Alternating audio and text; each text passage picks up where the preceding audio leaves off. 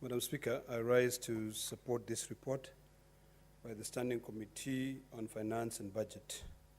Madam Speaker, the report is good because it allows us to be able to examine further what it is that we are doing wrong. Madam Speaker, Winston Churchill once said, and I'll summarize it, that you can never tax a country to posterity. You know, the more you tax that country, in fact, if I read the quote, you'll allow me to read, is that he contend that for a nation to try and tax itself into prosperity is like a man standing in a bucket and trying to lift himself up by the handle. Madam Speaker, what has been happening in this country is that, and it was clearly demonstrated through the submissions of the Commission of Revenue Allocation to the Standing Committee on Finance and Budget, that this Parliament is the one that deals with the budgetary allocation.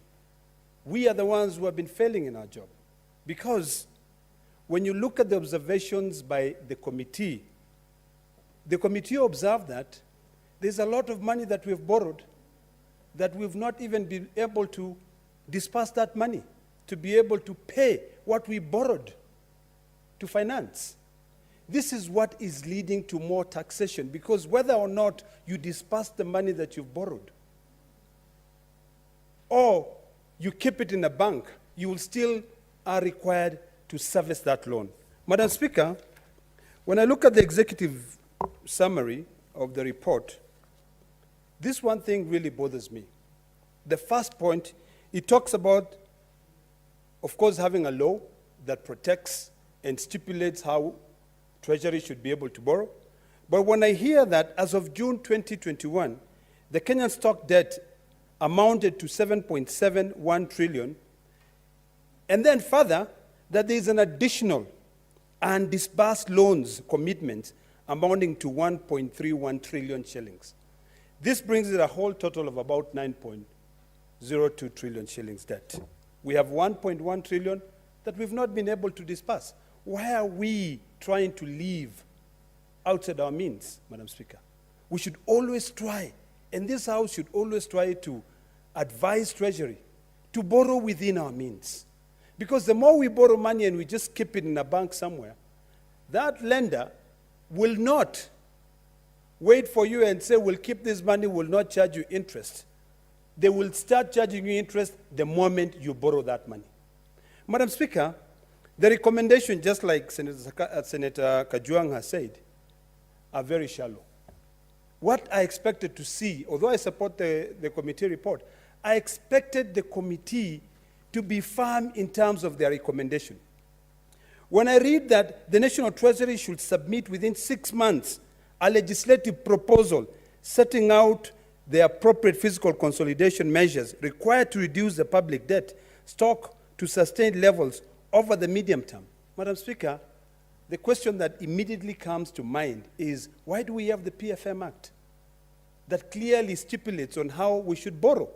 I think the committee ought to have been very clear and say, Treasury, be honest. In all your dealings, in all your borrowing, be honest. The second recommendation, Madam Speaker, that the National Treasury should within 6 months operationalize the IMF debt management module. IMF, Madam Speaker, recommends that all developing countries should have at a maximum a 40% debt, percent on their GDP. Right now, as we speak, and as we've been told over and over, we are currently operating on 69%. Madam Speaker, there's nothing which will change. And in 2026, Madam Speaker, it is projected that the amount of debt to GDP on this country will be about 126%. We will be dancing with about 14 to 15 trillion. That is about 140 billion US dollars. Madam Speaker, the moment we start dancing there, we'll be behaving as if we are a developing nation. And I'm not saying that debt is bad. Debt is very good. A lot of countries have been able to prosper. If you compare with a country like Japan, which the debt to GDP ratio is 235%. That country is doing well, but the difference between that country and this country of ours called Kenya is that in that country, if you are found to have stolen money, you will end up going either to jail for life or you'll end up actually be sentenced to death. Those are the disciplines that we do not have in this country. So, Madam Speaker, what I expected this committee to come out clearly and say, the Treasury, you cannot borrow if you cannot be able to demonstrate how you're going to pay. Taxing people so that you can be able to show the West that you are in a position to be able to service your loan will not help this country. Madam Speaker, a few years ago, farmers were able to import, these appliances. What do you call them? Machineries. What are they called? Farm implements. They were able to import farm implements without paying any taxes. Now, they have to pay taxes on them. When you go to CMC Motors and you buy a tractor, you're not only paying VAT, but you will also pay more taxes on the farm implements. Then how do you expect to be able to help develop this nation when you are taxing even the small little farmer? I think 3 days ago, the president alluded to the fact that we have over 19 million Kenyan registered to vote, but only 6 million pay taxes. Why is it that we are quick to vote and we are quick to go out and dance in the streets and say that we are going to bring in change, yet we are not quick to be able to evaluate, analyze the existing taxes that will help us increase more a tax-based society? I think what the president was telling us is that as we are going out there drumming support for whoever candidate you want to be your president next year, the first thing which should come to mind is that the leadership that has to be, the executive, must be one which is honest. Because I've been very candid in my submission, Madam Speaker, that we are so corrupt. In fact, in the executive, it's a leading in terms of corruption.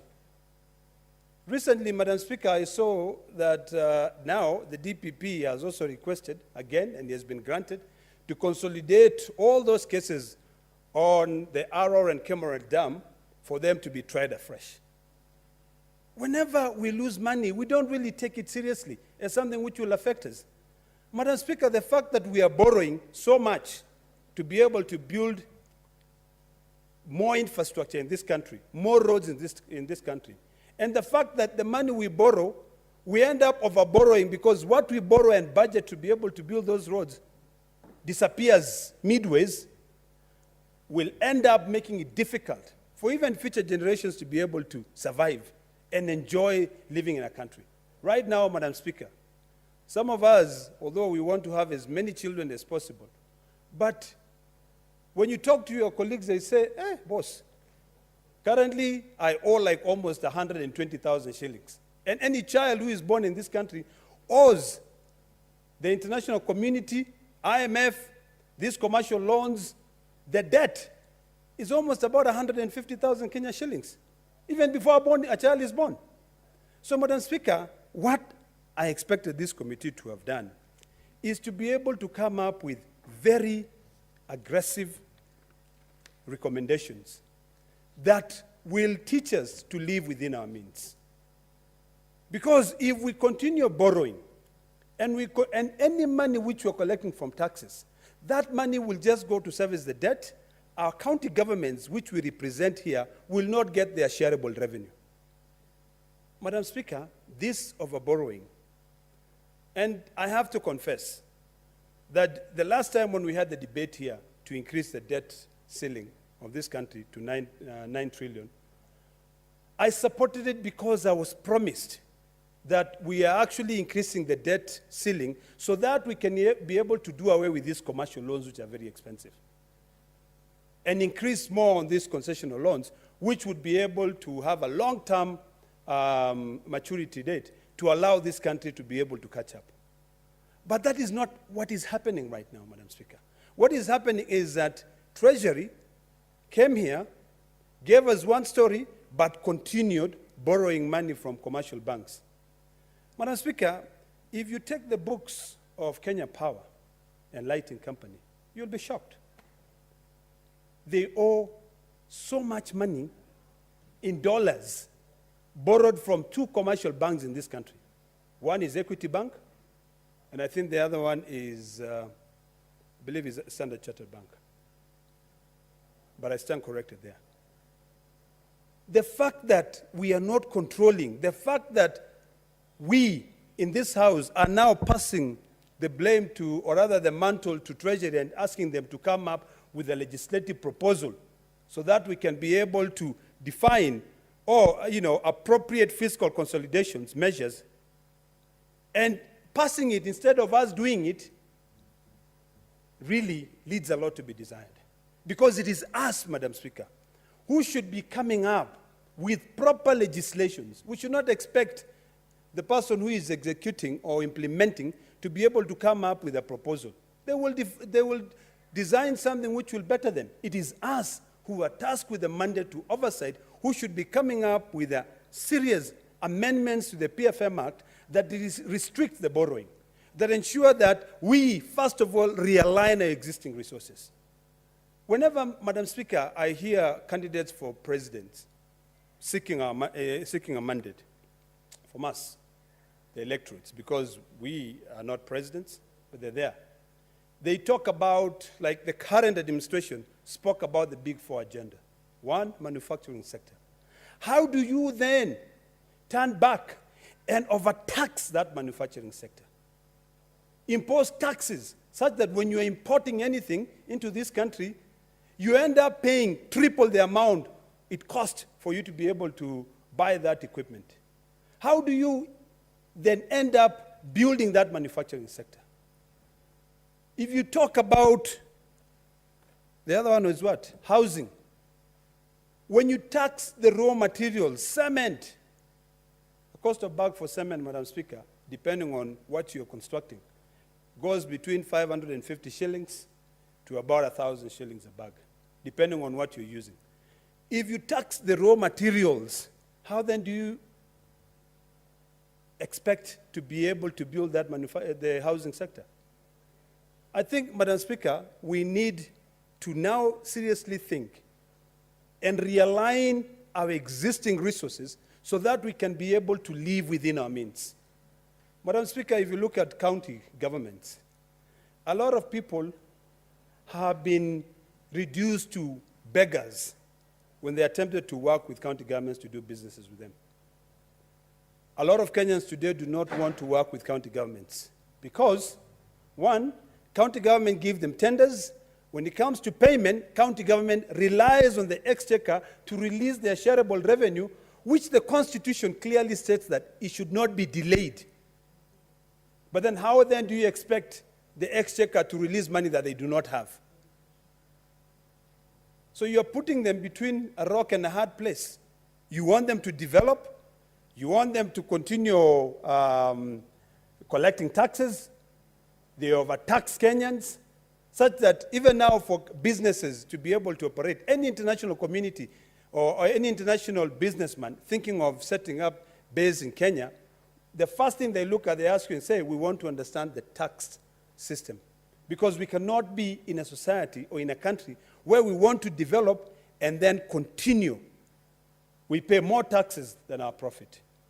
Madam Speaker, I hope that this committee on finance and budget will really be able to scrutinize and define and maybe bring in amendments to the PFM Act so that in future we don't have a situation where by either the courts or the executive stops the Auditor General from performing their tasks. When I read here that one of the recommendations is that within 28 days, the National Treasury should provide a status report on the restructuring of the public debt stock, as indicated during the review of the debt ceiling in October 2019. We are now asking Treasury to give us a status update.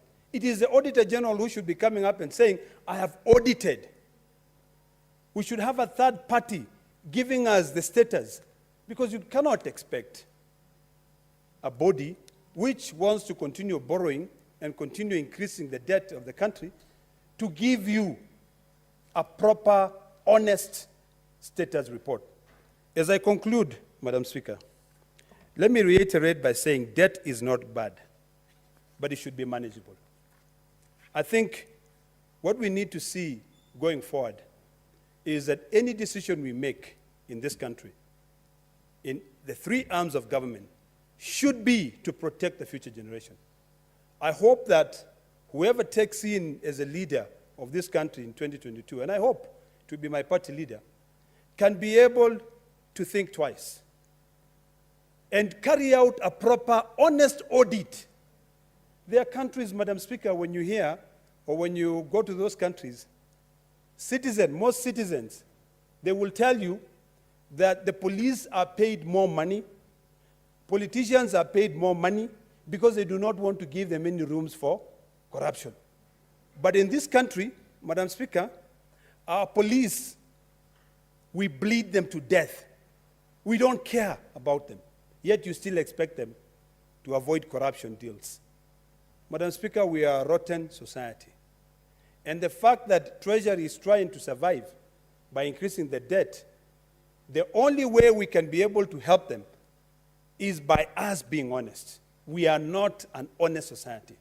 We are a society where the leaders are the ones who are leading by examples of corruption. You know, anytime you put in a tender, if it is to construct a 1 kilometer road, a bitumen 1 kilometer road, instead of being so economical, you triple it. And even after tripling, Madam Speaker, you never complete that job, so that you can continue grabbing and oiling your own pockets and ensuring that your family lives well. We must be our brother's keepers, Madam Speaker. What is happening right now in the entire 47 counties, it's actually very sad. There is no money in circulation. Yet, we're being told that in 2026, the debt to GDP of this country will be around 126%. This is the current position of a country like Portugal or Italy, which is 156%, but it's a country that can be able to service its debt. You know, we don't want a situation whereby those Western countries will still continue controlling us. The moment we allow the West to continue controlling even how we live is the moment we continue digging our grave further.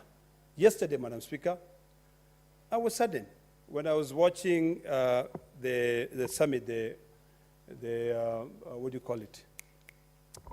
The environmental summit, where the COP26, thank you for reminding me. And in this country, when you talk about ending deforestation, some people say you are killing their businesses. And then they would go into the executive and they'll get licenses to continue cutting our forest, you know, increasing the carbon emission into this country instead of us doing it. I was also saddened that we in this country, who are constantly on a drought situation, were not fully represented. Although the president was there, but I did not see a lot of environmentalists being represented there, people who will be able to actually implement that change. So, Madam Speaker, I hope that this committee will follow up. And this is the problem of not having an implementation committee. Because we come up with very good recommendations. No wonder we call them shallow ourselves. Come up with very good recommendation that within 28 days, the National Treasury should provide us with a status report. We come up with another one that says the Office of the Auditor General should undertake a special audit on the utilization of all commercial loans in Kenya to ascertain adherence in Section 152 of the PFM Act and submit the report to Parliament. Who is going to follow that up? I think we should come up with a matrix and ensure that all of us, elected and special elect senators, can follow through that, so that the money which is supposed to be sent to Narok County is not delayed because the Exchequer has not been able to raise enough taxes, or the Exchequer has sent all the money to pay debts. So, cleverly, every 23rd of the month, they just close the IFMI system. They say the system is overloaded. So, Madam Speaker, I support.